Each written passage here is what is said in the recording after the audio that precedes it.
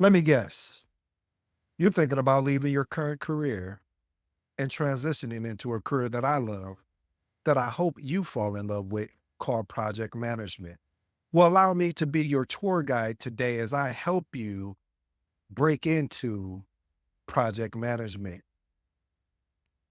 If you're looking for a career switch, family, this is the field for you. If you're looking for a career switch, family, this is the field for you. You say, why did you repeat that twice? I know that's what you're thinking, but it's important, family, that you understand the importance of being able to make a career switch, but having a guide to point you in that direction, especially if there's someone that has already been there. So with no further ado, we're going to jump into today's episode about breaking into project management if you're looking for a career switch. I also did an episode similar to this about if you are breaking into project management and if you're older. I got some real good stuff here for you today, family. After point number 3, you're going to want to stay back because what I did is I went back to some previous old episodes about some entry level positions and I took 10 positions that are not talked about a lot on the besides when I spoke about it. And I really believe it. So you're going to have to stay till after point number 3, but it will be, I believe it'll be well worth it because it'll give you an ideal and you can go back and revisit that. Matter of fact, I'll even pin that old episode for you so you can go more in depth. All right, let's get into it. All right, point number 1, offer to lead internal projects at your current job. You know, family, what I've realized is that in this landscape of project management, the more opportunity that you get a chance to do something where you're currently at, where you're currently employed at, it will give you a chance to, number one, understand if this is something for you, this is something you're interested in project management. And I wouldn't put all the weight there to say if this is something you're interested in, because if the organization is not mature enough around project management, it may turn you off. But if they are mature enough, when I say mature enough, meaning that the project manager doesn't hold all of the roles. Mature to me means that the project manager is a facilitator, the problem solver, ensuring that stakeholders and project team members are aware, holding everyone accountable, including themselves. This is what a mature project management organization looks like. And I can go in more detail. Maybe I'll do an episode on that. But anyway, if a project management isn't in your formal role, taking the initiative to lead an internal project can help you gain hands-on experience. This is what you're trying to do. Your end goal is to get this hands-on experience. Just imagine, family, if you can get this hands-on experience, and then you could even use it for your PMP if you're going after your PMP, because you wouldn't need it for your CAPM. But I would definitely recommend looking internal, going to build that relationship with that department head that's over projects. And my recommendations, if you make this decision to do this, I would also recommend that you talk with your manager first and just say, hey, I have some interest in project management. Would you be open to me going to mirror some of the project managers or coordinators over in that department? I'll do it on my own time. And I always say, do it on your own time. Say, hey, I'll take my lunch. I get an hour lunch, or if even it's a 30-minute lunch, and I'll just go mirror them there. And you're like, well, how am I going to get the hands on? You're trying to show that you are willing to do what is going to be, what it takes and what is going to be required. Because when I was doing this, even though I got introduced to project management through the ability of watching someone else do project management, meaning I was just curious what he done. But I had to go pitch to my manager like, hey, I'm thinking about this field called project management. Would you be okay with me going with this guy to go see what his day to day is? And my manager was cool with it, but I set it up in a way and at first led with, hey, I'll do it at my lunchtime. I'll do it at this time so it doesn't impact my work. Because what that manager is thinking, especially if you're an exceptional employee, is that, hey, man, if we lose John or Ron or Bobby, whoever, then that means I got to backfill them and go through that whole process. And they probably already have a good continuity with you. And it's just like, but if you have a leader and not a manager, a leader is going to want to push you like, yes, I want you to go explore it. Especially we even get to retain that talent by keeping it under the same umbrella, meaning the same organization. So you'll know right away what type of, do you have a leader or a manager? All right, here's my actionable tip. Sorry. this, I'd have to drain this particular slide. Offer to lead or co-lead an upcoming project at your company, such as office move, process improvement initiative, or new system implementation. I've done all of them. And this is why I always say, family, when you get into project management, such a transferable skill that you could throw me into moving an office, and I have no background in moving an office. Well, I do now, but at that time I had no background. You can put me into process improvement initiatives because all that's about is asking questions. Why you don't like this process, or why are we doing this process? And then new system implementation again. Still, so when you look at you could say office moves could be around construction, process improvement initiative. That could go IT, application finance, but new system implementation, that's more IT. So again, this is why I'm always pushing people to get in this field, because I personally feel, again, being biased, that it opens up the door for where you're not stuck in a particular sector. Like everyone looks to go to IT, which I love IT. I've done that for many years, but there's also financing. There's also sales, marketing. There's so many human resources. It's just about developing that strong soft skill that you need, or I should say skills, and then moving in. All right, let's get to point number two. You see, I'm a little excited about this.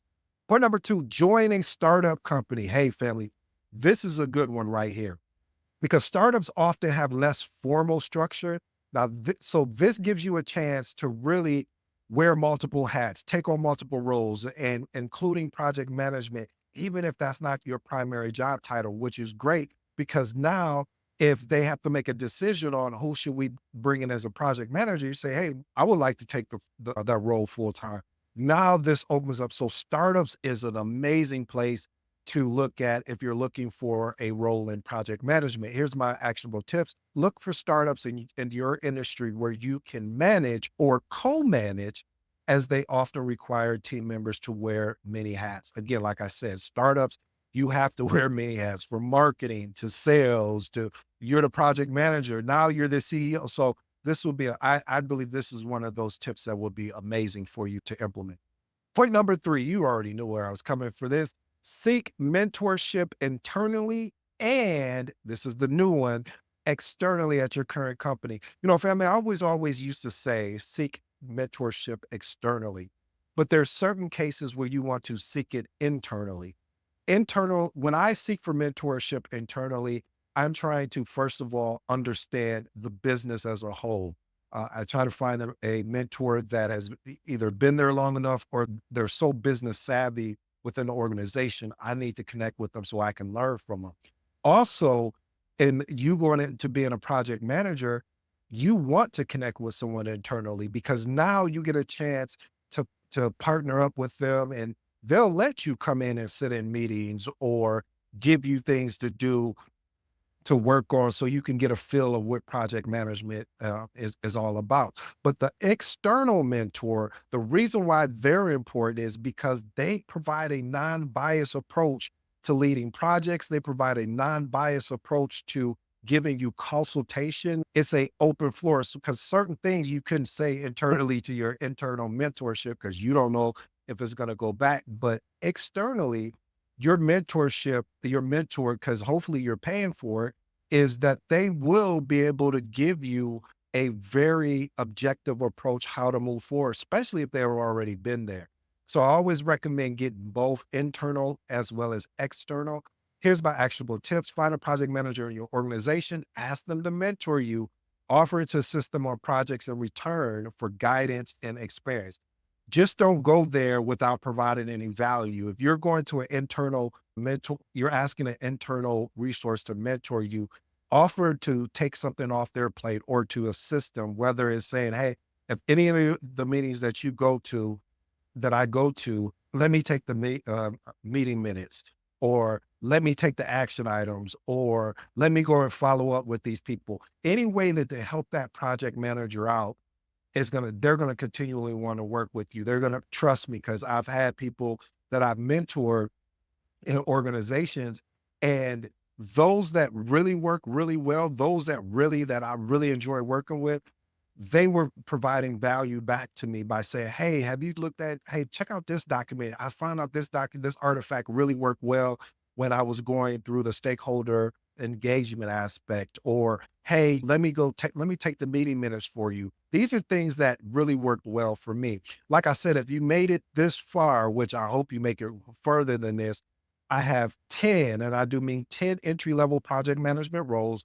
Now, there's much more than this that I actually did an episode on, and I'll link that for you guys if you're interested in watching that episode. It was very powerful because I went over more than just 10 entry level roles. So these are going to be very high level, but I want you to get a just that sometimes we end up doing, especially when you're switching careers, you're only looking at project manager role, which is great, but there's alternative routes to get to the project management role. For me, I went through being a BA, through a project coordinator, through maintenance facility. Like it wasn't a straight path. Like I just walked in and said, hi, my name is Edward Coke Jr. and I want to be a project manager role. I got the certifications and experience. No, no, no, no, no.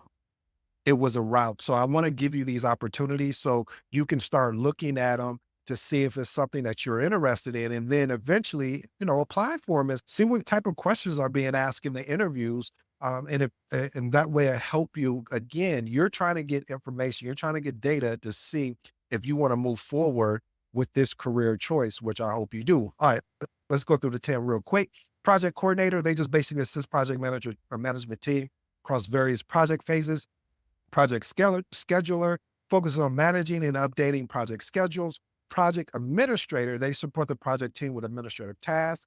Trainee or graduate project manager participates in structured programs to develop project management skills. Project support specialist or officer, they provide a comprehensive support to project managers or teams. Junior project manager oversees parts of the project under the senior manager supervision. Project assistant support project teams with various tasks across project lifestyles. Project coordinator, again, program coordinator, because there is a difference. Program coordinator, they coordinate in multiple projects or programs to ensure alignment. Project information coordinator, they manage and distribute project documentation and information. And then, of course, a business analyst trainee, they help identify business needs and align it with the project with its organizational goal. These are 10 entry-level project management roles that I really think if you're thinking about making a career switch, I would look at getting into one of these roles. And I would say you shouldn't stay in that role no longer than, and it depends on what organization you're in, maybe zero, or maybe no longer than 3 years. And the reason why I say that is because, and if your goal is to be a project manager, now if your goal is not to be a project manager, then yeah, then that wouldn't be applicable to you. But if your goal is to be a project manager, because reason why I say that, because within 3 years, you would have by then had enough project management experience that you could, and that with the experience as well as sitting for the educational hours that you're going to need in order to sit for the PMP, you'll be able to sit for the PMP. So now you got 3 years of project management experience, plus you also have your PMP, which makes you a powerhouse, what makes you more sellable, what makes you a better candidate than other candidates that are out there. I'm not going to say that's going to push you forward. It just makes you a better option. So again, think about these, take a screenshot or slow it down, whatever you need to do. But again, these are 10. And I also have another episode. I have an episode that goes into deep dives and talks more than just this high level approach. All right. Point number 4, look for temporary or contract based roles. I used to do a lot of this, family. I used to do a lot of contract work, or which they call temporary work. How it works is, and I'll speak from a very high level, it's basically a recruiting company identifies your resume and they offer you a contract. I think the lowest amount of months I've ever done a contract was like 3 months, and the highest was a year. And so what ends up happening is you take this 3-month contract. Now, just like what I'm showing over here at this screenshot. Now, one thing is about a contract is you will get better pay. But the flip side of that is the job security aspect, because normally in an organization, contractors and temporary roles are the first resources to go before they start letting go of their full-time employees, or what they say FTEs. So companies often hire contract project managers for short-term projects, giving you an opportunity to gain experience while transitioning careers. I really think going to a contract role is an amazing opportunity because the expectation on you is so high that when you go into a full-time employee type role at an organization, you're going to be like, oh, this is like the pressure levels are different. I'll just say that. Here's my actionable tips. Apply for temporary or contract project management roles, which will allow you to build practical experience and make connection in the field. Family, if you haven't been noticing the running theme on today's episode, I'm really pushing you to get that practical experience and and you can start making these connections, or what I like to say, connecting the dots. Is important because when you're in an interview, yeah, you can do well in an interview, but what happens when you get that first project? And I've seen it because, and I've experienced when you get that first project, you like, ooh, what am I? Okay, let me go open up the PMBOK. Okay, I need a charter. All right, let me go ask it. So you get nervous. So this is why being able to get that experience, you feel a little bit more comfortable to be able to walk into these roles and to have success. And it's going to take time. Don't let them fool you that you can, oh, within 1 year or 6 months or 2 months, you'll feel overconfident as a project manager. No, that is not true. Because a project is temporary endeavor, you're always going to have that nervousness, that concern. That doesn't mean you're going to be afraid or have any type of fear, but you're like, oh, okay, here we go again. Especially if you have project team members that are constantly interchanging, meaning that you're not working with the same group of people that you worked with before. And most of the time you don't. All right. Point number 5, freelance as a project manager. Freelancing platforms offer project management gigs that allow you to gain experience without committing to a full-time role. My actionable tips here, look on platforms like Upwork and Fiverr. These are normally short-term or part-time project management roles that fit your skill level and industry expertise. These are two good resources. I'm looking at something else for you guys, doing my research on it now. This is similar to Upwork and Fiverr. They provide the same thing. And for this company that I'm looking up now, they're mostly part-time and short-time work. So I think no more than 32 hours. But again, look at Upwork, Fiverr, put your information out there, see if anyone is interested, because a lot of times what'll happen is you may not have a lot of experience, but somebody will want to work with you because maybe you're not charging a lot of money, or they just want to give you an opportunity because they talk with you or way you're responding. So look at these two, and there's plenty more out there, but I'll recommend Upwork and Fiverr. Point number 6, leverage your industry knowledge. A lot of times when people are switching careers, what the opportunity is sticking with the industry that they already know so that they can build on that. And then if they want to get out of that industry, they can, but first make the sacrifice for staying there for, let's say, 3 years to get your PMP, and that project management experience. Cause that's the biggest thing, is getting that project management experience. So you're able to walk the walk and talk the talk, and you're not a paper PMP or a paper CAPM, et cetera. So if you've been working in a specific industry, then you understand the operations, the challenges, and the workflow this can be so highly valuable in the project management role within the same field, because you already know the problems that are going to be coming around the corner, or you have an idea and may have an idea how to solve them, what makes you valuable. So see what you can look in your own industry. If you're in finance, looking in the finance industry and see if there's any opportunities there, because maybe you come from the operation side of the business. You will be a great asset on the project side of the business. Here's my actionable tip. Target project management positions within your current industry where your expertise will give you a competitive edge over candidates from other sectors. I couldn't say it any better than that, family. This is why I'm always pushing for people that if they're making a career switch, to see what's already, as I say, in their backyard. What are you already good at in your industry? And find a way to see, because that a lot of project managers that became project managers, whether by accident or they were part of a project team and maybe they didn't like how the project manager was leading them, and they felt, so they may have stepped in, but a lot of them, they come from an industry that they're already familiar with. But on the other hand, you do have cases where they don't. I'm a case that I didn't come from the same industry, but if I would have done this all over again, and I was making a career switch, and let's say I got less than 5 years of experience, I would focus on the industry that I'm in because I know that industry. And then I would make the transition if I wanted to get out that industry later on. But I would first use what I got and then I'll make that strategic move next. Point number 7, pitch a new project to your boss. Remember when I shared with you, family, when I was interested in project management, I went to my manager and pitched him. I was like, hey, listen, I really want to see what this career is about. Would you be open to me, spending time with the project manager during lunch or before hours, before my shift start or after? And when my manager heard me saying it, he was like, "Oh, you don't have to do all that." He was like, It's it's like because this project manager was a construction project manager, so he was off site a lot. So I was like, "Hey, well, he's going to be off site, so coming up next month, is that okay?" Then he was like, "Yeah, absolutely." But I first was first things first.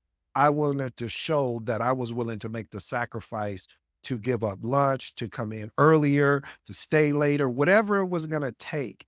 I was willing to eat that. I was willing to deal with that pain, eat that pain first before I could ask something. And this is why I recommend is starting with that and saying, hey, can I do it at lunchtime or hour, or before work or after work? Because reason why, again, I know I'm really talking long on this one, but there's a reason. Because what'll happen to you is, and I hope this doesn't happen, is that you will have the manager say, well, it seems like, you're not really performing well in this role that you're currently in. And I think the project management is becoming a distraction, et cetera, et cetera. So I don't want you to fall prey to that. Here's my actionable tips. Identify an area in your current role that could benefit from a new initiative, pitch it to your boss, offer to manage it, and start to finish. Point number 8, create a side business that involves managing projects. The Again, this is one of those is like, "Hey, I never even thought about, yeah, why don't I start an LLC or even a sole proprietor?" Meaning that, hey, I'm just a project coordinator or project manager.